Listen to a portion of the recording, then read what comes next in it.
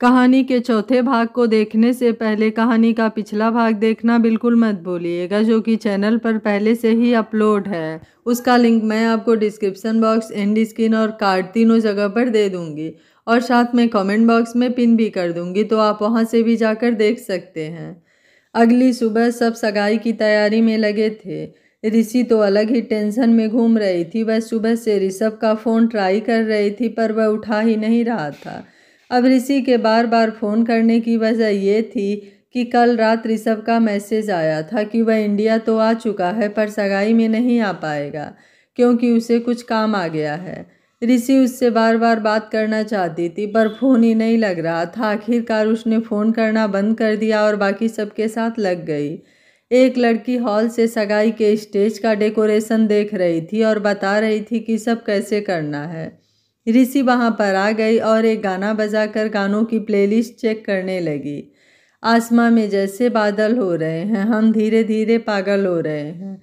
तभी अखिल शिवानी के पास आया और बोला, मिस शिवानी, कल तक सब हो जाएगा ना? कल सगाई है तो उसमें कोई कमी नहीं होनी चाहिए। शिवानी बोली, कोई कमी नहीं होगी सर, सब कुछ टाइम पर कंप्लीट हो जाएगा, आप टेंशन मत लीजिए। तभी आव्या आते हुए बोली, यह लीजिए अखिल जी, यह रही आपकी घड़ी, कभी तो सही जगह पर रखा कीजिए। अखिल बोला, सॉरी। अच्छा वह छोड़ो, इनसे मिलो, यह है मिस शिवानी, मायरा की वेडिंग प्लानर। आप सब बात करके बोल देना इन्हें कि सारे फंक्शन की तैयारियां कैसी चाहिए। आव्या बोली, हेलो। शिवानी ने भी उसे हेलो कहा और कुछ बात करके आव्या वहां से चली गई। तभी ऊपर चढ़े हुए एक आदमी ने कहा, मैडम यह लाइट यहीं लगाना है ना? हाँ वहीं, लेकिन थोड़ा ऊपर लगाओ। यहाँ? बस थोड़ा और ऊपर। यह कहते हुए वह पीछे जाने लगी। वहीं रिक्की अपने ही धुन में फ़ोन पर कुछ देखते हुए आ रहा था। शिवानी भी उस आदमी की तरफ ही देखते हुए पीछे जा रही थी। अचानक से उन लाइट्स के वायर में उलझकर वह गिरने ही वाली थी कि रिक्की ने उसके कमर को पकड़कर उसे गिरने से बचा लिया। वायर में उलझने की वजह से लाइट्स की पूरी माला उन पर गिर गई और दोनों ही उलझ गए। दोनों संभल गए, पर दोनों ही उसे निकालने के चक्कर में उसे और ज़्यादा उलझा रहे थे। इसी उलझन में रिक्की का पैर फिसल गया और वह धड़ाम से नीचे गिर गया और उसके ऊपर शिवानी। वहीं ऋषि अपनी ही धुन में थी और तभी उसने गाना चेंज कर दिया और गाना बजने लगा। रिक्की और शिवानी एकटक एक दूसरे को हैरान होकर देख रहे थे। तभी ऋषि ने गाना बंद कर दिया, पर रिक्की गा ही रहा था, तू है मेरी किरण। शिवानी लाइट्स को बड़ी मुश्किल से निकालती हुई गुस्से में बोली, किरण नहीं, शिवानी हूँ मैं। रिक्की खड़ा हुआ, पर वह अब भी शिवानी को ही खोए हुए देख रहा था। वह शर्माते हुए बोला, तो फिर मैं तुम्हारे लिए लिरिक्स चेंज कर देता हूँ, तुम हो मेरी शिवानी। शिवानी उसे हक्का बक्का होकर देख रही थी। वह हैरानी से बोली, वाट, पागल आदमी, क्या बोले जा रहे हो? रिक्की होश में आता हुआ बोला, सॉरी सॉरी, मैं चलता हूँ, मेरे मुंह से निकल गई, माफ़ कर देना। यह कहते हुए वह सर पर पैर रखकर वहां से भाग गया। शिवानी गुस्से में उसे जाते हुए देख रही थी। तभी ऋषि शिवानी के पास आई और बोली, क्या हुआ, तुम ऐसे गुस्से में क्यों हो? वह देखो, मैंने गाने का सब देख लिया है, बाकी तुम संभाल लेना। शिवानी अपने गुस्से को शांत करती हुई बोली, कुछ नहीं, बस एक बंदर से पाला पड़ गया था, उसी से पीछा छुड़ा रही थी। ऋषि हैरानी से बोली, बंदर? अरे आप यह सब छोड़िए मैम, बाकी सब मैं देख लूँगी। तुम मुझे ऋषि बुला सकती हो। अच्छा, मैं बाकियों को देख कर आती हूँ। शिवानी ने अपना सर हिला दिया तो ऋषि वहाँ से चली गई। ऋषि अपने कमरे में आई, तभी उसे ऋषभ का फ़ोन आया। हेलो। अच्छा सुन, मैं आज ही आ रहा हूँ। हाँ ठीक है, पर मुझे क्यों कॉल किया?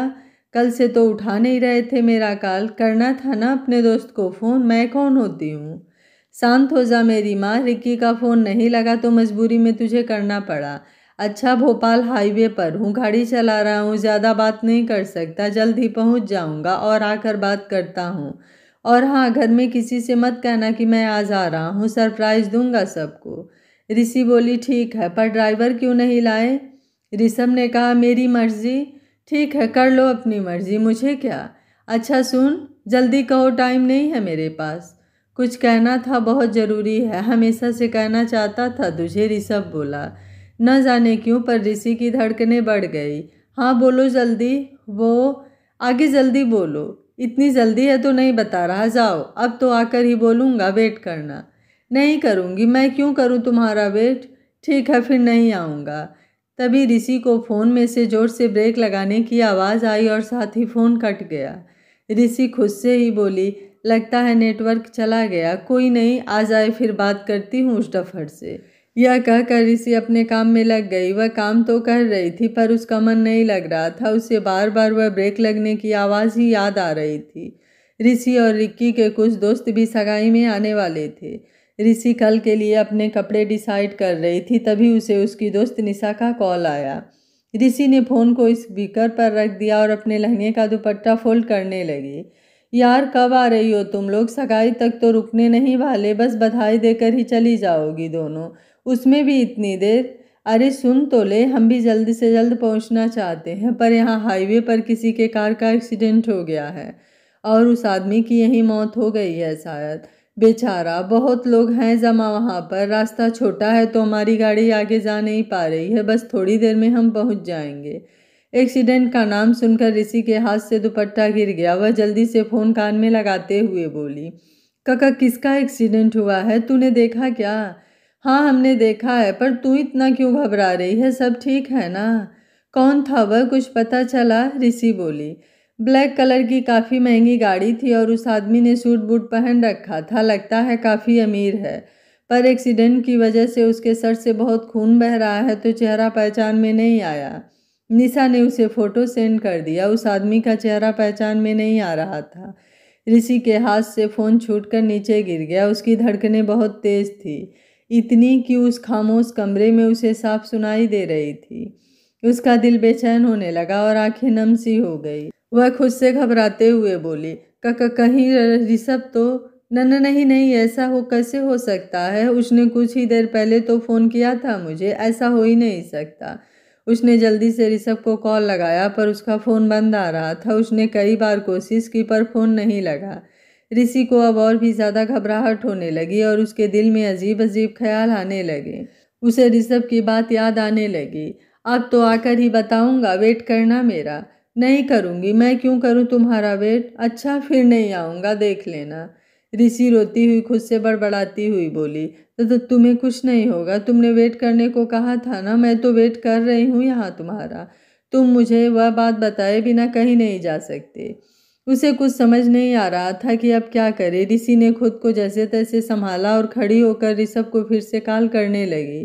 तभी उसे गाड़ी के हॉर्न की आवाज़ सुनाई दी और गार्डन से शोर सुनाई दिया।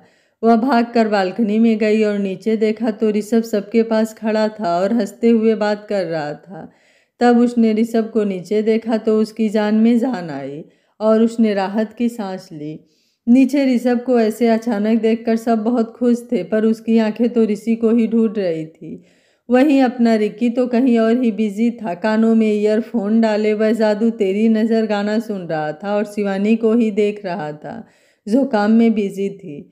ऋषभ के आने का भी उसे पता नहीं था। राघव बोला, तुमने बताया तक नहीं और ऐसे अचानक आ गए, क्यों आप खुश नहीं हैं क्या भाई? मैं तो बस सरप्राइज देना चाहता था, देखो मेरी भाभी कितनी खुश हैं। क्या ऋषभ, तुम भी किसकी बातों में लग गए? इन्हें तो पहले से ही हमारी खुशी देखी नहीं जाती, चित्रा बोली। राघव सिद्धार्थ की तरफ देख कर बोला, देख तेरे दोस्त की कैसी बेइज्जती हो रही है और तू यहाँ चुपचाप खड़ा है, अपने दोस्त की साइड नहीं लेगा? सिद्धार्थ चित्रा के पास जाकर खड़ा हो गया और उसे ताली देते हुए बोला, अपनी दोस्त की ही साइड ले रहा हूँ गधे, ठीक से देख। राघव गाना गाने लगा, दोस्त दोस्त ना रहा, प्यार प्यार ना रहा। सब उन तीनों को देखकर हंस रहे थे। तभी तनीषा बोली, अच्छा ऋषभ आप जाओ, फ्रेश हो जाओ। जी भाभी। ऋषभ जाने लगा तभी उसकी नज़र बालकनी में खड़ी ऋषि पर गई, जिसकी आंखें लाल थी और वह अब भी रो रही थी। ऋषभ को कुछ समझ नहीं आ रहा था। ऋषि को रोता हुआ देखकर वह बहुत परेशान हो गया था। सबके जाने के बाद ऋषभ जल्दी से ऋषि के पास पहुंचा तो देखा ऋषि अपने आंसू पोंछते हुए अपने कपड़े रख रही थी। ऋषभ उसके पास गया और उसके पीछे खड़े होकर बोला, अब मेरी चुड़ैल क्यों रो रही थी, क्या हुआ है? ऋषि उसकी तरफ मुड़ी और उसके सीने पर मारती हुई फिर रोने लगी और बोली, बंदर कहीं के, मेरा फ़ोन क्यों नहीं उठाया, मैं कब से ट्राई कर रही हूँ। ऋषभ ने उसे गले लगा लिया और बोला, चुप हो जाओ, क्यों रो रही हो? सॉरी, वो फ़ोन बंद हो गया था तो मैं क्या करूं, और तू कब से परेशान होने लगी मेरे लिए? तो ऋषि उसके गले लगे हुए सुबकती हुई बोली, निशा ने बताया कि किसी का हाईवे पर एक्सीडेंट हो गया है, तुम्हारे जैसी ही गाड़ी और कपड़े थे उसके। ऋषभ हंसते हुए बोला, और तुमने समझ लिया कि वो मैं हूँ और मैं मर गया। ऋषि ने तुरंत उसके मुंह पर हाथ रख लिया और बोली, खबरदार अगर आगे से ऐसा कुछ भी कहा तो, वरना मैं खुद मार डालूंगी तुम्हें। ऋषभ उसका हाथ हटाते हुए बोला, अच्छा नहीं कहूँगा, पर तुम मुझे बता भी तो सकते थे ना। और फोन कटने से पहले वो इतनी तेज ब्रेक की आवाज़ कैसी थी? अरे वो आगे अचानक से एक्सीडेंट हो गया तो मुझे ब्रेक लगाना पड़ा और तभी मेरा फ़ोन नीचे गिरकर बंद हो गया। तभी रिक्की अंदर आते हुए बोला, एक्सीडेंट? किसका एक्सीडेंट हुआ है? और तुम ठीक तो हो ना? रिक्की आकर ऋषभ के गले लग गया तो ऋषभ बोला, मैं तो बिल्कुल ठीक हूँ, तू बता मुझसे मिलने क्यों नहीं आया नीचे? तभी ऋषि बोली, किसी की नज़र ने जादू कर दिया है, उसी जादू टोने में फंसा हुआ है बेचारा, तुमसे मिलने कहाँ से आता? उसे किसी से फुर्सत मिले तो ना आता। रिक्की बोला, अच्छा तू खुद मिलने गई थी क्या जो मुझे भाषण दे रही है? वह तो यहाँ बैठकर रो रही थी। रिक्की परेशान होते हुए बोला, रो क्यों रही थी? किसी ने कुछ कहा क्या? बोलना, छोड़ूंगा नहीं उसे। किसने रुलाया तुझे? रिक्की का गुस्सा देखकर ऋषभ डरते हुए बोला, भाई वो मैं हूँ, मेरी वजह से रो रही थी वह। रिक्की, हैं? पर क्यों? ऋषभ ने सब बताया तो ऋषभ और रिक्की दोनों ही हंसने लगे और ऋषि उन्हें घूरने लगी। अच्छा तुम दोनों बात करो, मुझे कुछ ज़रूरी काम है तो मैं आता हूँ। वो जाने लगा तो ऋषि बोली, अब बस भी कर भाई, कितना ताड़ेगा उसे, वो भड़क गई ना तो तू पछताएगा। मीठी खीर नहीं है वह, तीखी मिर्ची है जिसे तू संभाल नहीं सकता। रिक्की भागते हुए बोला, कभी कभी तीखा बहुत अच्छा होता है। ऋषि ने पीछे से अपना सिर पीट लिया। ये क्या तीखा मीठा चल रहा था? कुछ नहीं, तुम बताओ क्या बताने वाले थे? बता दूं? बताना है तो बता दो। ऋषभ ने आगे बढ़कर उसका हाथ पकड़ लिया और बोला, देख मुझे बात घुमाना नहीं आता, जो बोलूँगा सीधे बोलूँगा। तुझे ये बात कब से बोलना चाहता था और इस बात का एहसास हुआ उस रात को जब तू टल्ली होकर पड़ी थी। मैं कब से कहना चाहता हूँ पर इस कमबख्त काम के चक्कर में कुछ नहीं बोल पाया। देख मुझे बात घुमानी नहीं आती। तभी ऋषि बीच में बोली, बात को घुमा घुमा कर जलेबी जैसी तो बना ही चुके हो, अब क्या भूल भुलैया भी बनाना है जिसमें मैं खो जाऊं? यार तू क्यों बीच में बोल रही है, मुझे बोलने देना। अच्छा बोल, अब बीच में नहीं बोलूँगी। आई लव यू ऋषि। ऋषि हैरानी से आंखें बड़ी करके उसे देखने लगी और बोली, तुम पागल हो गए हो क्या बोले जा रहे हो? सच्ची तो बोल रहा हूँ, I love you so much. Rishi बोली, कोई मजाक चल रहा है क्या यहाँ? यह कैसे बोल सकते हो तुम? हम दोनों दिन भर जितना बात नहीं करते उससे ज़्यादा लड़ते हैं। मैं दिन भर परेशान करती हूँ तुम्हें, हमेशा तुमसे लड़ती हूँ, तुम्हारी बेइज्जती करती हूँ, तुम फिर भी मुझसे कैसे प्यार कर सकते हो? तेरा मुझे परेशान करना, मुझसे लड़ना, इन्हीं सबसे तो प्यार हो गया है मुझे यही ऋषि पसंद है। प्यार करने लगा हूँ तुझसे। क्या तुम मुझसे प्यार नहीं करती? नहीं, बिल्कुल नहीं करती, तुम सिर्फ मेरे अच्छे दोस्त हो। तो फिर अभी कुछ देर पहले इतना परेशान क्यों हो गई थी? खुद की हालत देखी थी एक बार? क्या मेरी फिक्र नहीं है तुम्हें? क्या सच में प्यार नहीं करती मुझसे? नहीं करती तुमसे प्यार, तुम अच्छे दोस्त हो मेरे, और दोस्तों की फिक्र करना गलत बात है क्या? और हाँ, मैं मना कर रही हूँ तो क्या मुझसे ज़बरदस्ती करोगे? ऋषभ एक तिरछी स्माइल देकर बोला, जबरदस्ती तो मैं कभी नहीं कर सकता तुम्हारे साथ, पर एक काम जरूर कर सकता हूँ। वो क्या? तुम जब तक नहीं मानोगी तब तक तुम्हें प्रपोज करूँगा, तुम्हें अपने प्यार का एहसास तो दिला कर रहूँगा, और वह भी जल्द से जल्द। देख लेना तुम। देख लेंगे, पर मैं कभी यह नहीं मानने वाली, तुम भी देख लेना। ऋषभ एक स्माइल देकर वहां से चला गया। ऋषभ कमरे से चला गया पर छोड़ गया ऋषि के दिल में एक सवाल और चेहरे पर कुछ उलझन। वह खुद की सोच में बैठी रही। रात का वक्त था, सब अपनी अपनी तैयारियों में लगे थे। लड़कियां एक जगह बैठकर अपने गहने और कपड़े देख रही थी, लड़के अपने में ही लगे थे।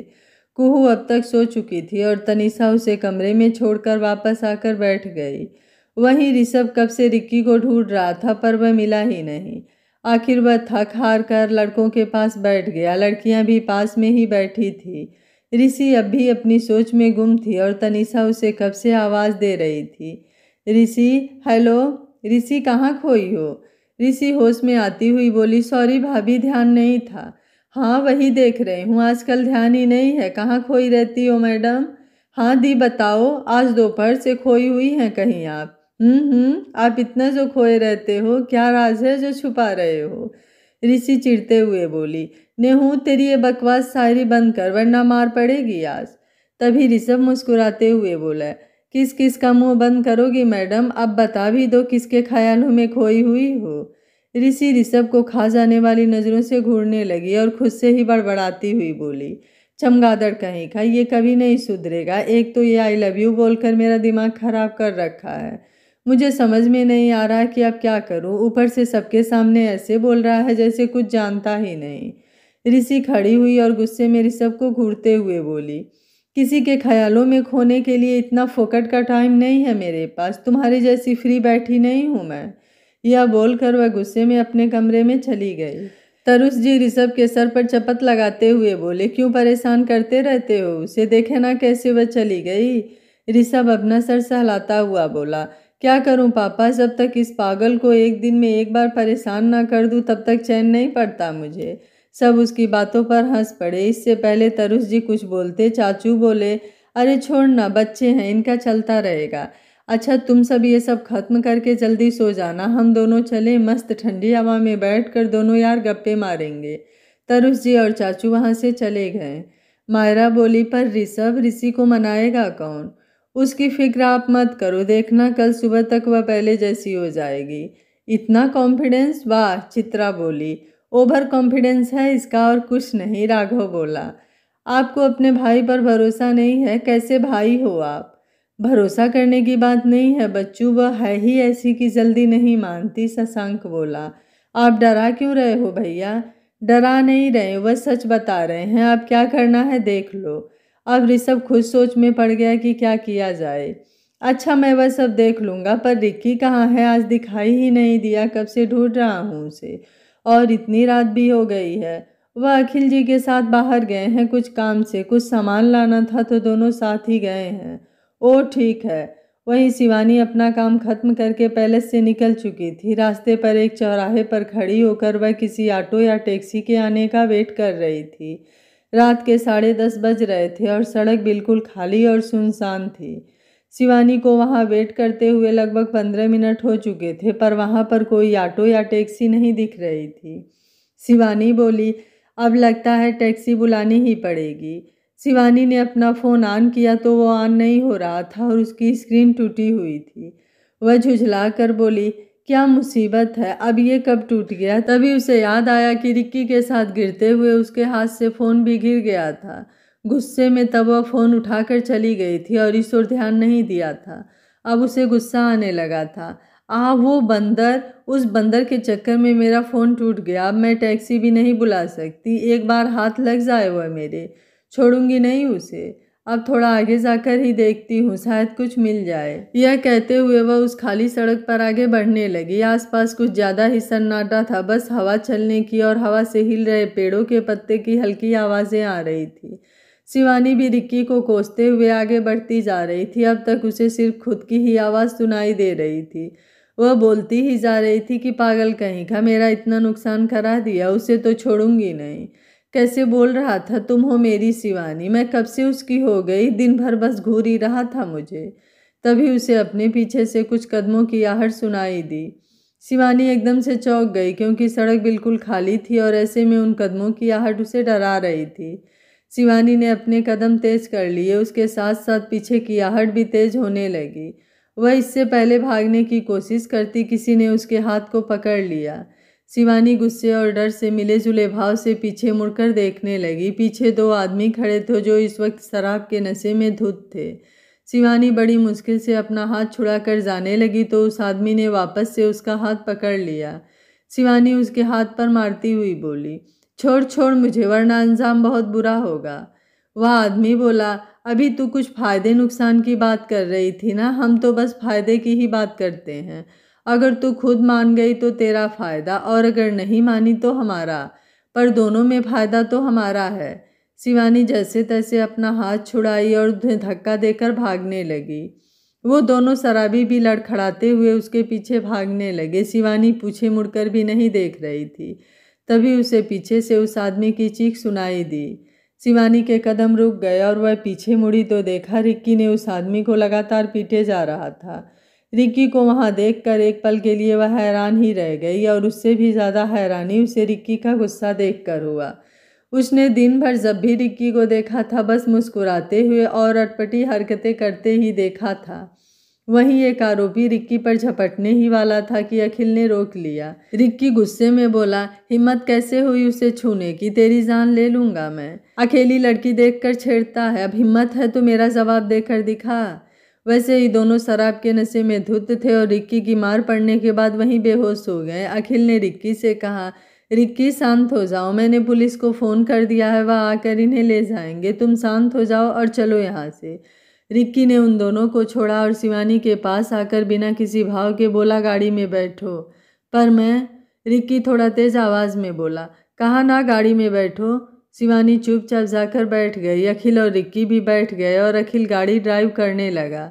रिक्की चुपचाप बैठा था बिना किसी भाव के और फ्रंट मिरर से पीछे बैठी शिवानी को ही देखे जा रहा था, जिसके चेहरे पर थकान और कुछ डर साफ दिख रहा था। उसे अब तक यह नहीं पता चला कि उसके हाथ पर चोट भी लगी है। अखिल बोला, शिवानी तुम अब तक यहाँ क्या कर रही थी? तुम्हें तो कब का निकल जाना चाहिए था और कंपनी की गाड़ी भी तो थी। शिवानी अपना सर झुकाए बोली, सॉरी सर, वह सब अरेंजमेंट देखने में थोड़ा टाइम ज़्यादा लग गया। फ़ोन से टैक्सी बुला लेती पर आज सुबह ही फ़ोन टूट गया है तो ऑन नहीं हो रहा था। अच्छा कोई बात नहीं, आज रात तुम हवेली में ही रुक जाओ, कल सगाई के बाद चली जाना। वैसे तुम्हारे घर पर कौन कौन रहते हैं? किसी का नंबर याद है तो बोल दो, मैं बता दूंगा उन्हें। जी नहीं, मैं अकेली रहती हूँ, मेरा कोई नहीं है। ऐसे नहीं बोलते। अच्छा तुम एक काम क्यों नहीं करती, शादी तक हवेली में ही रुक जाओ, तुम्हारा काम भी आसान हो जाएगा। अखिल बोला, पर सर मैं, जो कहा जा रहा है वह करो प्लीज़। शिवानी ने आगे की तरफ देखा तो उसकी आंखें रिक्की की आंखों से जाकर मिली और दोनों ही चुप हो गए। शिवानी ने बस सर हिला दिया। कुछ ही देर में तीनों हवेली पहुंच गए। अखिल शिवानी को आराम करने का कहकर अपने कमरे में चला गया। शिवानी गेस्ट रूम में चली गई और रिक्की अपने कमरे में। रिक्की अपने कमरे में गया और फ्रेश होकर वापस आया। वह बैठकर शिवानी के बारे में ही सोच रहा था, तभी उसके दरवाजे पर नॉक हुआ। उसने देखा कि शिवानी एक डिब्बे के साथ खड़ी है। अरे तुम यहाँ कैसे, अंदर आओ। शिवानी आकर उसके सामने खड़ी हुई और थोड़ी नाराज़गी भरे लहजे में बोली, ओ मिस्टर बंदर, या जो भी है तुम्हारा नाम, हाथ पर चोट लगी है तो दवाई लगा लो वरना तकलीफ बढ़ जाएगी। रिक्की ने अपने हाथ की तरफ देखा और कहा, मुझे चोट लगी है? ये बात मुझे नहीं मालूम, पर तुम्हें पता है। वाह, अगर नज़र रखना ही है तो बोल दो, दिन भर तुम्हारी नज़रों के सामने रहूँगा। वैसे इस नाचीज़ का नाम ऋत्विक है, सब प्यार से रिक्की बुलाते हैं, तुम भी बुला सकती हो प्यार से। मुझे किसी के बारे में नहीं जानना और ना ही किसी को प्यार से बुलाना है। प्यार क्या, मैं तो नफरत से भी ना लूँ तुम्हारा नाम। और अगर तुम्हारी बकवास हो गई हो तो ये लगा लो, मुझे नींद आ रही है, मैं जा रही हूँ। शिवानी जाने लगी तो रिक्की ने उसे रोका। शिवानी पीछे मुड़ी तो रिक्की ने मासूम और बेचारा सा चेहरा बनाते हुए कहा, मुझे लगाना नहीं आता, तुम लगा दो। मुझे चोट लगने पर ऋषि ही दवाई लगा दिया करती थी, पर अभी उसे कैसे बुलाऊं, सो रही होगी ना वो। शिवानी तो जैसे उसके मासूम चेहरे में एक पल के लिए खोसी गई थी। उसके होठों पर अपने आप ही एक प्यारी सी मुस्कुराहट आ गई। रिक्की उसे ऐसे देखकर बोला, अब खड़े खड़े हंस क्या रही हो, लगा दो ना। शिवानी होश में आती हुई बोली, ठीक है, हाथ इधर दो। शिवानी उसके हाथों में दवाई लगाने लगी। शिवानी बोली, ऋषि तुम्हारी इतनी फिक्र करती है, तुम्हारी जुड़वा बहन है वह, पर तुम उससे हमेशा लड़ते क्यों रहते हो, एक दूसरे को इतना क्यों सुनाते रहते हो। रिक्की मुस्कुराते हुए बोला, सब इमोशनल भाई बहन होते हैं और हम दोनों लड़ाकू हैं। वह जानती है कि मैं उससे कितना प्यार करता हूँ और मैं भी जानता हूँ कि वह मेरी कितनी फिक्र करती है। बस इतना ही काफ़ी है हमारे लिए। हम दोनों तो लड़ाकू ही ठीक हैं, क्योंकि उससे ऐसे लड़ने का हक सिर्फ मेरा है, और कोई आया तो आंखें ना नोच लूँ मैं उसकी। शिवानी उसकी बातों पर हंस पड़ी और रिक्की प्यार से उसे निहारने लगा। शिवानी सोचने लगी, शायद इतने भी बेकार नहीं हो तुम मिस्टर बंदर, कुछ अलग ही हो सबसे हट के। शिवानी वहां से चली गई और उसके जाते ही रिक्की नाचने लगा। आय हाय, लड़की हंसी मतलब फंसी। रिक्की बेटा तैयार हो जाओ कड़ी मेहनत करने के लिए, क्योंकि अब लड़की पटने वाली है। अब तो तुम ही बनोगे मेरे सपनों की शहजादी। मेरी तो निकल पड़ी रे ऋषभ, ऋषभ को बताना पड़ेगा। रिक्की भागकर ऋषभ के कमरे में गया तो देखा ऋषभ मुंह के बल सोया हुआ था। पास में ही उसका फ़ोन रखा था जो अब भी ऑन ही था और उसमें ऋषि की फ़ोटो दिख रही थी। रिक्की उस पर कूदकर उसे जगाने ही वाला था कि उसने ऋषभ के फ़ोन पर ऋषि की तस्वीर देखी और वहीं रुक गया। रिक्की खुद से ही सोचने लगा, ये इस पागल की तस्वीर लिए हुए क्यों सोया है? चक्कर क्या है? दोपहर को भी बोल रहा था कि कुछ बताएगा, पर मैं अपनी वाली के चक्कर में सुन ही नहीं पाया। कोशिश करता हूँ शायद जाग जाए। रिक्की उसके मुंह के पास गया और उसके गाल को थपथपाने लगा। रिक्की बोला, ऋषभ ऋषभ उठ, मेरे भाई उठ जा, कुछ बताना है तुझे, सुन ना। सुनकर तू भी मेरी तरह नाचने लगेगा। ऋषभ नींद में ही बोला, मुझे बताओगी, जवाब दोगी क्या मुझे? रिक्की बोला, जवाब दोगी? क्या बोल रहा है? कौन सा जवाब? क्या बोलना है? बस एक बार बोल दो कि प्यार है, कहो ना प्यार है। रिक्की बोला, ओ हीरो, किसे प्यार है और कौन बोला ये? ऋषभ नींद में ही रिक्की के चेहरे को पकड़ कर बोला, बस एक बार बोल दो प्लीज। रिक्की की हालत खराब होने लगी। बोलने ही तो आया हूँ, तू बोलने देगा तब ना। ऋषभ बोला, क्या कर रहा था? हे भाई रुक जा। ऋषभ ऋषभ रिक्की के चेहरे के पास आने लगा तो रिक्की की आंखें फैलती ही जा रही थी। उसने खुद के चेहरे को उसके हाथों से छुड़ाया और उसके कान के पास जाकर जोर से चिल्लाया, ऋषभ। रिक्की की आवाज़ सुनकर ऋषभ हड़बड़ाते हुए उठा और बैठ गया। ऋषभ ने देखा कि रिक्की उसकी साइड में बैठकर उसे घूर रहा था। एक पल के लिए ऋषभ रिक्की को वहां पर देखकर चौंक गया। वह अपने सीने पर हाथ रखकर बोला, तो तू यहाँ क्या कर रहा है, वह भी इस वक्त? रिक्की गुस्से में उसे घूरते हुए बोला, वह तो मैं पूछ रहा हूँ कि तू क्या कर रहा था अभी और क्या करने वाला था? ऋषभ बोला, मैंने क्या किया? क्या किया? अभी मेरी इज्जत लूटने वाली थी, मेरे चेहरे के इतना इतना करीब था तू। क्या और किसे समझकर ऐसा कर रहा था, जरा बता सकते हो? उसकी बात सुनकर ऋषभ झेप गया और अपनी नजरें घुमाते हुए बोला, सॉरी वो मैं नींद में था। वो तो मुझे भी पता है, अब सीधे सीधे यह बता कि किसकी बात कर रहा था तू, कौन क्या बोलने वाला है जो इतना रिक्वेस्ट कर रहा था? ऐसा कुछ नहीं है, कोई कुछ नहीं बोलने वाला है। अच्छा तो किसे प्यार है? किसे बोल रहा था कि कहो ना प्यार है? और ये उस पागल की तस्वीर क्यों लगा रखी है फ़ोन की स्क्रीन पर? ऋषभ चिढ़ते हुए बोला, ये क्या क्वेश्चन पूछने की मशीन बना हुआ है तू? कोई भूत घुस गया है क्या तेरे अंदर? यार कब से सवाल किए जा रहा है? रिक्की गुस्से में बेड से नीचे उतरा और जाते हुए बोला, नहीं बताना है ना तुझे तो मत बता, वैसे भी मैं कौन होता हूँ पूछने वाला। ठीक है जा रहा हूँ, अब कभी नहीं आऊँगा तेरे पास। ऋषभ उसे रोकते हुए बोला, यार नाराज क्यों हो रहा है? अच्छा सुन, मैंने किसी को प्रपोज किया है। रिक्की पलटा और हैरानी से उसे देखने लगा। तुमने किसी को प्रपोज किया है? किसे? ऋषभ ने कसकर अपनी आंखें भींच ली और बोला, ऋषि को। ऋषभ को कुछ सेकंड तक कोई आवाज नहीं आई तो उसने धीरे से अपनी आंखें खोली और देखा तो रिक्की उसे गुस्से में घूर रहा था। ऋषभ सर झुकाकर बोला, देख तू गुस्सा मत होना, वैसे भी उसने अब तक कोई जवाब नहीं दिया है तो मैं उसे अपनी तरफ से मना कर दूंगा, पर मैं तेरी नाराजगी बर्दाश्त नहीं कर सकता।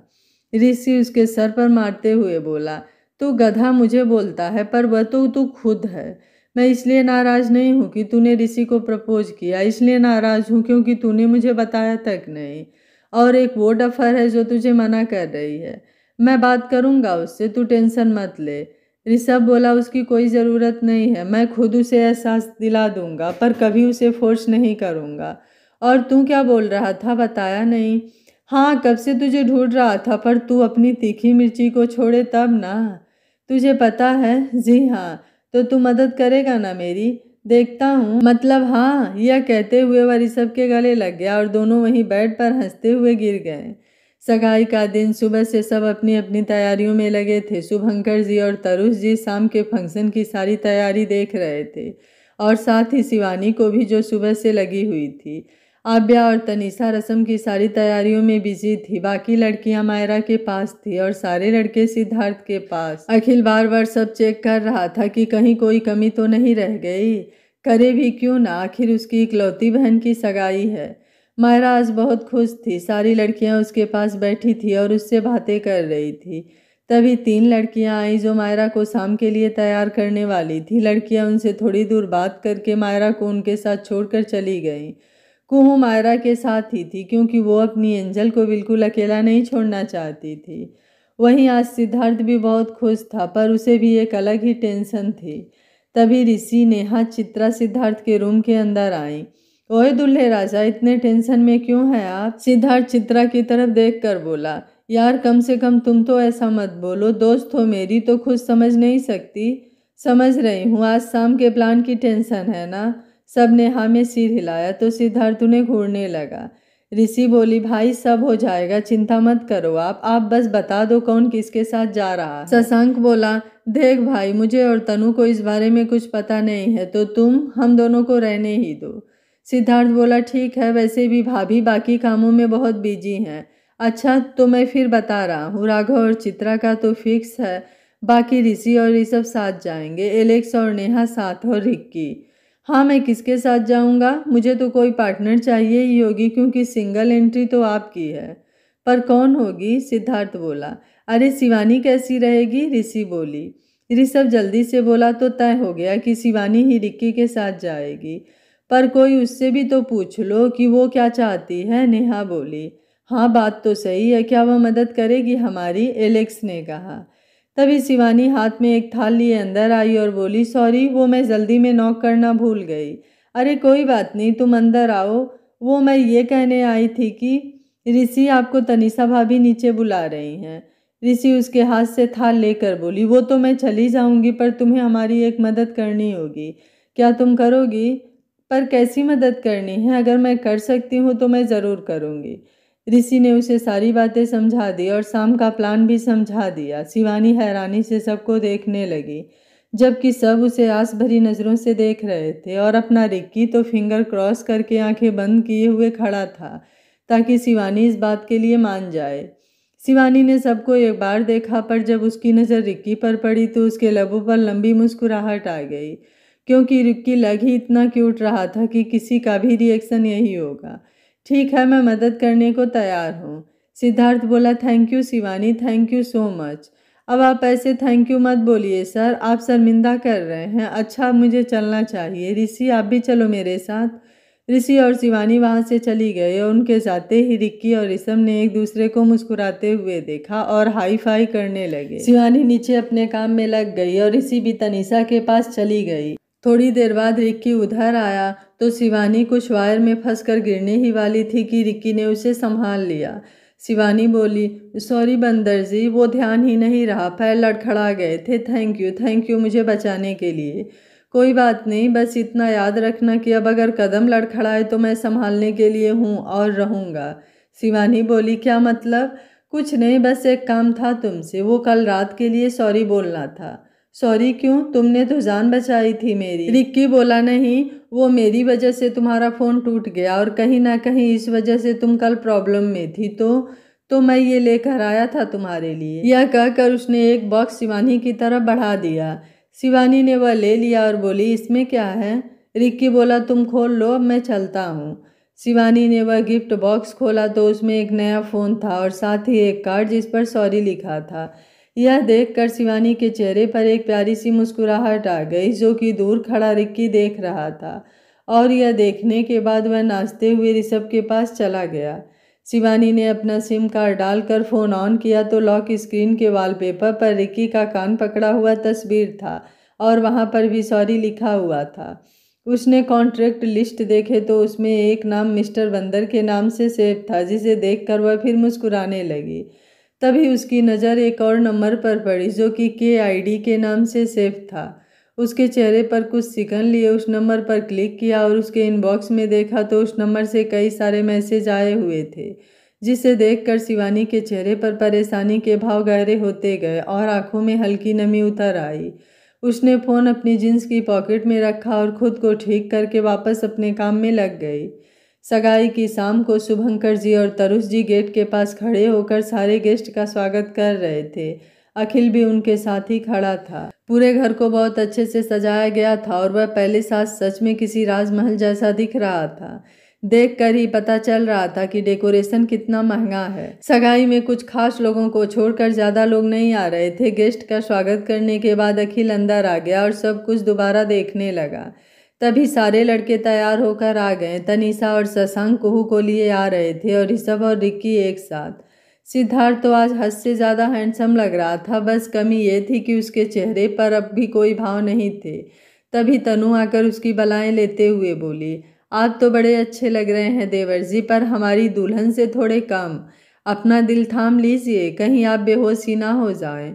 सिद्धार्थ बोला, मेरा दिल इतना भी कमज़ोर नहीं है कि कोई भी हिला दे, आने दीजिए, हम भी देख लेंगे। तनु बोली, तो फिर उधर देखिए, आ रही है आपके दिल को हिला देने वाली आपकी मल्लिका। सिद्धार्थ ने और बाकी सब ने ऊपर देखा तो ऋषि और नेहा मायरा को लेकर नीचे आ रही थी। उनके पीछे पीछे 2 थाली में अंगूठी लिए चित्रा और आव्या आ रही थी। सिर्फ सिद्धार्थ ही नहीं, बाकी लड़के भी लड़कियों को मुंह खोल कर देख रहे थे। आज लड़कियां इतनी खूबसूरत लग रही थी जैसे परियों ने धरती पर कदम रख दिया हो। सारे लड़कों की तो सांसें ही अटकी हुई थी। वहीं सिद्धार्थ के चेहरे पर अब एक प्यारी सी मुस्कान देखी जा सकती थी। शिवानी एक कोने में खड़ी थी और मुस्कुराते हुए सबको देख रही थी। रिक्की की नज़रें उस पर से हट ही नहीं रही थी। उस सिंपल सी ड्रेस में भी वो बहुत प्यारी लग रही थी। वहीं अपना सिद्धार्थ भी मायरा से नज़रें नहीं हटा पा रहा था। तनु ने उसे ऐसे देखा और बोली, ऐसे मत देखिए देवर जी, नज़र लग जाएगी। सिद्धार्थ मुस्कुराते हुए बोला, मेरी नज़र तो कब की लग गई भाभी। तनु हंसते हुए स्टेज से नीचे उतर गई और सिद्धार्थ नीचे उतरकर मायरा की तरफ हाथ बढ़ाया। मायरा ने भी मुस्कुराते हुए उसे अपना हाथ दे दिया और अपना लहंगा संभाले ऊपर आ गई। पंडित जी ने रस्में शुरू कर दी। तभी चित्रा और आव्या अंगूठी की थालियां लेकर आई। सिद्धार्थ और मायरा ने मुस्कुराते हुए एक दूसरे को अंगूठी पहनाया। दोनों के हाथ में सगाई की अंगूठी बहुत प्यारी लग रही थी और चेहरे पर एक दूसरे के साथ होने की खुशी साफ झलक रही थी। सब उन्हें बधाई देने लगे। कुछ देर बाद सिद्धार्थ और मायरा स्टेज के नीचे वाले सोफे पर बैठ गए और बाकी के मेहमान भी खाने पीने के स्टॉल की तरफ चले गए। ऋषभ, रिक्की, नेहा, एलेक्स, राघव, चित्रा, रिक्की और शिवानी सब धीरे से वहां से निकल गए। सिद्धार्थ ने उन सबको जाते हुए देखा और मायरा से बोला, मायरा, मैं बस थोड़ी देर में आया, पर अभी कहाँ जा रहे हैं आप? तुम्हारे लिए कुछ है तो मैं अब जाऊं? सिद्धार्थ ने मुस्कुराते हुए कहा। मायरा कंफ्यूज होकर उसे देख रही थी और हाँ में सर हिला दिया। सिद्धार्थ उठकर जा रहा था, फिर वापस आकर मायरा के कान में बोला, इस सफ़ेद लहंगे में बहुत प्यारी लग रही हो। और रही मेरी जाने की बात, तो अभी ये समझ लो कि आज तुम्हारी सारी नाराज़गी दूर होने वाली है। मायरा पहले तो मुस्कुराने लगी, पर नाराज़गी की बात सुनकर वह थोड़ी हैरान थी। आखिर वह किससे नाराज़ है? स्टेज के पीछे सब वहीं जमा हुए थे। सिद्धार्थ ने सबको देखा और बोला, देखो, कोई भी कुछ गड़बड़ मत करना, वरना सारा काम बिगड़ जाएगा। मैं फिर से समझा देता हूँ कि किसे क्या क्या करना है। सबने हाँ में सिर हिलाया तो सिद्धार्थ सबको समझाने लगा। चित्रा बोली, सिद्धार्थ तुम बिल्कुल टेंशन मत लो, सब हो जाएगा और देखना वो बहुत खुश होगी आज। सिद्धार्थ ने बस हाँ में सिर हिला दिया। तो फिर चलो, सब तैयार होने, कुछ देर बाद चलना है। सिद्धार्थ के साथ सब वहाँ से जाने लगे। तभी शिवानी को एक नंबर से कॉल आया। उस नंबर को देखकर वह थोड़ी परेशान हो गई। वह अपने चेहरे पर परेशानी के भाव ना दिखाने की पूरी कोशिश कर रही थी, पर रिक्की से उसकी परेशानी छुपी नहीं। उसने एक गहरी सांस ली और एक कोने में जाकर कॉल रिसीव किया। दूसरी तरफ से एक लड़की की आवाज़ आई, क्या चल रहा है वहाँ पर? सब सही चल रहा है, दोनों की सगाई हो चुकी है और अब तक कोई प्रॉब्लम नहीं हुई। गुड, सब अच्छे से होना चाहिए क्योंकि मज़ा तो शादी में आएगा। शादी तक कोई गड़बड़ नहीं होनी चाहिए और किसी को भी तुम्हारे बारे में पता नहीं चलना चाहिए। और अगर पता चला तो तुम्हें दोबारा उसे देखने तक का मौका नहीं मिलेगा, समझी? शिवानी थोड़ा गुस्से और परेशानी से बोली, समझ गई, कोई गड़बड़ नहीं होगी, मैं सब संभाल लूँगी। तभी पीछे से रिक्की बोला, क्या संभाल लोगी शिवानी? रिक्की की आवाज़ सुनकर शिवानी की आंखें बड़ी हो गई और उसकी जान गले में अटक गई। उसने फ़ोन काटा और रिक्की की तरफ मुड़ी। किससे बात कर रही थी और क्या संभालने का बोल रही थी? शिवानी एक फीकी सी मुस्कुराहट के साथ बोली, वो कुछ नहीं, कंपनी से फ़ोन था तो मैंने कहा कि ज़्यादा स्टाफ नहीं चाहिए, मैं सारा अरेंजमेंट संभाल लूँगी।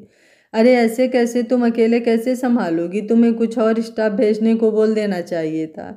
वैसे ही इतनी पतली हो, ऊपर से इतना स्ट्रेट लोगी और काम करोगी तो सूख के कांटा हो जाओगी।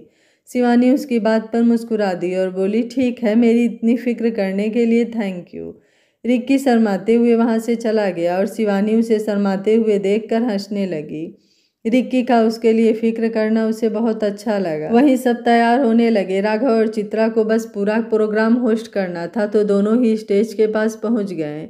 नेहा अभी तैयार नहीं हुई थी क्योंकि उन्हें लास्ट में जाना था। वह जाने लगी तो किसी ने उसके कमर को पकड़कर पीछे से खींच लिया। नेहा ऐसे अचानक से खींचे जाने से चिल्लाने ही वाली थी कि एलेक्स ने उसके मुंह पर हाथ रख दिया और उसे देखने लगा। नेहा अभी भी आंखें बड़ी किए हुए एलेक्स को देख रही थी। एलेक्स ने उसके मुंह से हाथ हटाया और बोला, क्या कर रही थी? अभी चिल्लाने वाली थी तुम? तो ऐसे कौन खींचता है? तुमने तो डरा ही दिया था मुझे। मैं तो बस कुछ कहने आया था। क्या? एलेक्स उसके करीब गया और उसके कानों में फुसफुसाते हुए कहा, यही कि आज मेरी नेहा कुछ ज़्यादा ही खूबसूरत लग रही है। ये बेचारा दिल तो इतना तेज धड़क रहा है कि उछलकर तुम्हारे हाथ में ही आ जाएगा। आज सब कुछ बोलने का दिल कर रहा है, जो भी दिल में है। एलेक्स के इतने पास होने पर नेहा के गाल शर्म से गुलाबी होने लगे। वो धीरे से बोली, तो बोल दो, मैं तो कब से इंतजार कर रही हूँ ये सुनने के लिए। बोल तो दूं, पर मुझे क्या मिलेगा? नेहा आंखें छोटी करके उसे देखती हुई बोली, तुम रहने ही दो, तुम नहीं बोल पाओगे। अनरोमांटिक आदमी। इतना कहकर वह जाने की कोशिश करने लगी, पर एलेक्स ने और कसकर उसके कमर को पकड़ लिया और बोला, आई लव यू नेहा। नेहा की आंखें बड़ी हो गई और उसके गालों में तो जैसे टमाटर ही उग गए थे। क्या कहा तुमने? तुमने सच में बोला? हाँ, आई लव यू जान। नेहा आज सच में बहुत खुश थी क्योंकि यह पहली बार था जब एलेक्स ने उसे आई लव यू बोला था। वह मुस्कुराने लगी और अचानक से एलेक्स के गालों को चूम लिया। अब हैरान होने की बारी एलेक्स की थी। उसके हाथ, पैर और पूरा शरीर जैसे फ्रीज हो गया था। इसका फायदा उठाकर नेहा उसके थोड़ा करीब आई और बोली, I love you too chief, और जल्दी से वहां से भाग गई। एलेक्स ने अपने गाल पर हाथ रखा और मुस्कुराने लगा। वहीं मायरा अब भी बैठकर सिद्धार्थ की बातों को सोच रही थी और उसका इंतजार कर रही थी। तभी राघव और चित्रा स्टेज पर आए। Ladies and gentleman, may I have your attention please. अब सब स्टेज की तरफ देखने लगे तो राघव बोला, आज मेरे इकलौते बेस्ट फ्रेंड की सगाई है, वो भी मेरी बहन से। अब मायरा अखिल और मेरी बहन है, तो हम दोनों ने उसके इस खास दिन को और यादगार बनाने के लिए कुछ तैयारियां की है। मायरा थोड़ा हैरान होकर अखिल की तरफ देखने लगी तो वो बस मुस्कुरा दिया। तभी चित्रा बोली, तो हमारी मायरा की जिंदगी में बस कुछ ही खास इंसान हैं, उनमें से सब लगभग यहाँ पर मौजूद हैं, पर शायद एक नहीं है। कोई बात नहीं, अब हम उन कुछ पलों को याद करते हैं जो मायरा के लिए बहुत खास थे। तभी सिद्धार्थ वापस आकर मायरा के पास बैठ गया, जिसे देखकर मायरा खुश हो गई। तभी अचानक से सारी लाइट्स बंद हो गई और स्टेज पर लगे पर्दे पर एक प्रोजेक्ट की लाइट पड़ रही थी। धीरे धीरे उस प्रोजेक्टर पर एक वीडियो प्ले होने लगा। उस वीडियो में मायरा की बचपन की कुछ तस्वीरें थी, जिसमें वह कभी यश के साथ मस्ती करते हुए देख रही थी, तो कभी अखिल के साथ झगड़ते हुए, कभी अखिल के गोद में लेटकर हंसती हुई, तो कभी स्वरूपा को अपने पीछे भगाती हुई। मायरा उन सारी फोटो में बहुत प्यारी और क्यूट लग रही थी। यह सब देखकर मायरा की आंखों में हल्की सी नमी छा गई थी। अखिल और मायरा को अपने पुराने दिन याद आ गए थे। शुभंकर जी भी अपने दोस्त के खुशी के कुछ पल देखकर उसकी यादों में खो से गए थे। वहीं मायरा भी उस वीडियो में खोई हुई थी। तभी उसे महसूस हुआ कि कोई उसका हाथ थामे हुआ है। उसने देखा तो सिद्धार्थ मुस्कुराते हुए उसे तसल्ली दे रहा था कि उसके आगे की जिंदगी भी इसी तरह खुशियों से भर देगा। तभी मायरा की नज़र फिर से स्क्रीन पर गई और इस बार वहीं ठहर गई। इस बार उसकी आंखों में खुशी, हैरानी और नमी तीनों झलक रही थी। सामने उसके और करण की कुछ तस्वीरें चल रही थी। दोनों ही ज़्यादातर फोटो में स्कूल यूनिफॉर्म पहने हुए थे। कुछ फोटो उनके स्कूल की थी तो और कुछ भोपाल के उस लेक साइड पिकनिक की थी। वीडियो खत्म हो गई और सारी लाइट्स वापस ऑन हो गई, पर चारों तरफ बस मध्यम रोशनी ही थी और सारी लाइट्स स्टेज पर ही फोकस हो रही थी। चित्रा और राघव फिर से स्टेज पर आए। तो आप लोग अब ये सोच रहे होंगे कि ये लड़का कौन है मायरा के साथ। तो मैं बताती हूँ, ये है करण, मायरा के बचपन का दोस्त, या ये कहें कि इकलौता दोस्त। उस टाइम कुछ ऐसा हुआ था जिसकी वजह से दोनों बिछड़ गए और मायरा और करण आज भी एक दूसरे को ढूंढ रहे हैं। मायरा की जिंदगी में करण वह पहला इंसान था जो उसके लिए सबसे खास था। आज भी इस भीड़ में मायरा को कहीं ना कहीं करण की तलाश है, तो हजमीरा और करण के कुछ खास पल को याद करते हैं।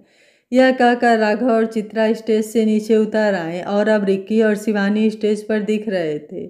दोनों ने उस स्कूल यूनिफॉर्म को पहन रखा था। उनके आते ही गाना बजने लगा और दोनों डांस करने लगे। मायरा को अब करण की याद आने लगी थी और वह सच में उसे मिस कर रही थी।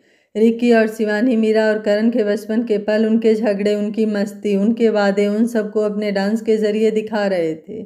सिद्धार्थ मायरा की तरफ देख रहा था, जो नम आंखों से सामने देख रही थी और उसे किसी चीज का होश नहीं था।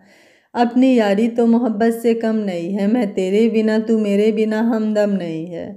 फिर रिक्की और शिवानी उस झगड़े को दिखाते हैं और दोनों दूर हो जाते हैं। उनके डांस के बाद राघव और चित्रा वापस स्टेज पर आते हैं।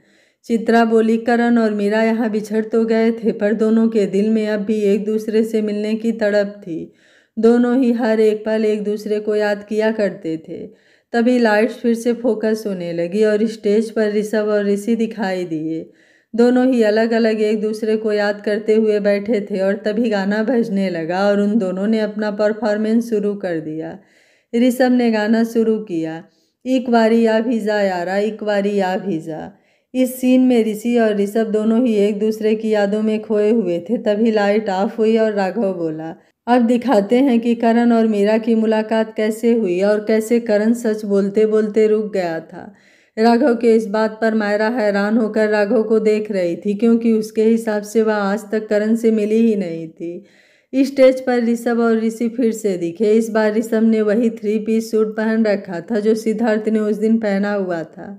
ऋषि ने भी वैसा ही एक फ्रॉक पहना हुआ था जैसे मायरा ने पहना था उस दिन जब वह साहिल के बोलने पर रेस्टोरेंट गई थी। ऋषि उस टूटे हुए ब्रेसलेट को पकड़कर रो रही थी और उदास होकर खड़ी थी और ऋषि उसके पास आया। तभी ऋषभ गाने लगा, मांगा ए ही दुआओं में, चन्ना तू मैनू मिल जा। ऋषभ और ऋषि ने मिलकर हाईवे पर का पूरा किस्सा अपने एक्ट के जरिए दिखा दिया। जब ऋषभ ने ऋषि को मीरा कहा तब मायरा को कुछ याद आया कि सिद्धार्थ भी उस दिन उसे कुछ कहने वाला था। मायरा का दिल और तेजी से धड़कने लगा। उसने सिद्धार्थ की तरफ देखा तो पाया वो वहां पर था ही नहीं। सामने बैठ जा, तकता जाऊं, अखियों में तेरी गुम हो जाऊं। हाईवे वाला सीन खत्म होते ही ऋषभ और ऋषि चले गए। ऋषभ ने गानों के जरिए ऋषि को अपने दिल का हाल समझा दिया था, जो ऋषि भी समझ रही थी। वहीं राघव और चित्रा फिर से स्टेज पर आ गए। राघव बोला, अपना करण अब तक मायरा को कुछ नहीं बता पाया, क्योंकि वह कहीं ना कहीं ये समझ रहा था कि अगर उसने सब सच कहा तो उसकी मीरा फिर नाराज होकर चली जाएगी। उसका डर कहीं ना कहीं सच भी था, और ये कैसे सच था ये अब नेहा और एलेक्स दिखाएंगे। तभी नेहा और एलेक्स स्टेज पर आए। ये वह पल था जब न्यू ईयर की रात सिद्धार्थ को गोली लगी थी और मायरा को अपनी गलती का एहसास हुआ था। नेहा बिल्कुल वैसे ही बोल रही थी जैसे उस दिन मायरा ने हॉस्पिटल में सिद्धार्थ से कहा था। तभी राघव बोला, और यहाँ पर दोनों फिर अलग हो गए और करण का डर सच हो गया था। वह अपनी मीरा को खोना नहीं चाहता था, इसलिए उसने इस बार भी सच नहीं बताया। चित्रा बोली, फिर प्लानिंग हुई शिमला की, जहाँ पर दोनों ने हमेशा के लिए एक दूसरे के साथ रहने के वादे किए। तभी गाना बजने लगा और नेहा के सामने वैसा ही एक वीडियो चलने लगा जैसे सिद्धार्थ ने कॉन्फ्रेंस किया था। फिर एलेक्स अपने घुटनों पर बैठकर हाथ में गुलाब का फूल लेकर गाने लगा, मैंने जब देखा था तुझको, रात भी वह याद है मुझको, तारे गिनते गिनते सो गया, दिल मेरा धड़का था कस के, कुछ कहा था तूने हंस के, मैं उसी पल तेरा हो गया। दोनों का डांस जैसे ही खत्म हुआ तब राघव ने कहा, तो मायरा, तुमने ये ज़रूर जाना होगा कि करण की हर बार कोई ना कोई मजबूरी रही थी जिस वजह से वह तुम्हें सच नहीं बता पाया, पर आज वह तुम्हें सब कुछ बताना चाहता है। क्या तुम तैयार हो? मायरा बस नम आंखों से और हैरानी से उन सबको देखे जा रही थी। उसका दिल तेजी से धड़क रहा था और आंखों में बेचैनी साफ नजर आ रही थी। वह जैसे अपनी आंखें तक झपकाना भूल चुकी थी और साथ ही उसके दिल में अब भी बहुत से सवाल और बहुत उलझने थी। इस वक्त हर जगह रोशनी थी, पर स्टेज पर अंधेरा छाया हुआ था। मायरा उस तरफ ही देख रही थी कि तभी उसे स्टेज पर से आवाज आई, मीरा। मायरा की धड़कन और तेज हो गई और वह उस तरफ बढ़ने लगी। स्टेज के ऊपर आते ही हड़बड़ी की वजह से उसका पैर उलझ गया और वह गिरने लगी। वह गिरने की हुई तो दो मजबूत हाथों ने उसके दोनों हाथों को थाम लिया और उसे गिरने से बचा लिया। तभी उसे वह आवाज़ आई जो उसके दिल के सबसे करीब थी, पाँव रखना न ज़मीं पर, जाना रुक जा तू घड़ी भर, थोड़े तारे तो बिछा दूँ मैं तेरे वास्ते, आजमा ले मुझको यारा, तू जरा सा कर इशारा, दिल जला के जगमगा दूं मैं तेरे वास्ते। ये गाते हुए सिद्धार्थ मायरा के सामने आया और उसके साथ डांस करने लगा। हाँ मेरे जैसा इश्क में पागल, फिर मिले या ना मिले, कल सोचना क्या, ये हाथ दे दे मेरे हाथ में। आँख उठी मोहब्बत ने अंगड़ाई ली, दिल का सौदा हुआ चांदनी रात में। ओ तेरी नज़रों में कुछ ऐसा जादू किया, लुट गए हम तो पहली मुलाकात में। जैसे ही सिद्धार्थ का डांस खत्म हुआ, सारी लाइट्स जल गई और हर तरफ रोशनी थी। सब तालियां बजा रहे थे, पर मायरा और सिद्धार्थ दोनों ही अपने धड़कते दिलों को थामे हुए एक दूसरे की आंखों में देख रहे थे। सिद्धार्थ के दिल में अब भी कुछ बेचैनी थी। मायरा ने उसकी आंखों में झांकते हुए उससे धीमी आवाज़ में पूछा, मुझे सच बताओ, क्या मैं जो सोच रही हूँ वही सच है? आप करण, सिद्धार्थ ने उसकी आंखों में देखते हुए कहा। मीरा, तुम अभी मुझे पहचान नहीं पाई, मैं करण ही हूँ, तुम्हारा करण। मायरा बोली, पहचान ही तो नहीं पाई सिद्धार्थ, मैं आज तक किसी को पहचान नहीं पाई। सिद्धार्थ को उसकी बातें समझ में नहीं आ रही थी। जो सिद्धार्थ मायरा को देखकर बता देता था कि वह खुश है या दुखी, नाराज है या शांत, वह आज मायरा को नहीं समझ पा रहा था। मायरा के होठों पर हल्की मुस्कुराहट भी थी और आंखों में नमी भी। मायरा ने सिद्धार्थ का हाथ छोड़ा और वैसे ही वहां से चली गई। सिद्धार्थ को ऐसे लगा जैसे उसके शरीर से किसी ने जान खींचकर निकाल ली हो। उसके आंखों से आंसू बह निकले। सिद्धार्थ और मायरा की जिंदगी, एलेक्स और नेहा की जिंदगी अब कौन सा मोड़ लेगी? रिकी को जब शिवानी की सच्चाई पता चलेगी तो क्या होगा? ऋषि क्या ऋषभ का प्यार कबूल करेगी? सनाया के चाल का शिकार कौन होगा, नेहा, मायरा या ऋषि? ऐसे और भी बहुत सारे सवाल आपके मन में होंगे जिनका जवाब आपको आने वाले भाग में मिलेगा। तो देखते रहिए कहानी का अगला भाग। कहानी अच्छी लग रही है तो वीडियो को लाइक, शेयर एंड चैनल को सब्सक्राइब कर लीजिएगा। Thank you for watching. मिलते हैं कहानी के अगले भाग में।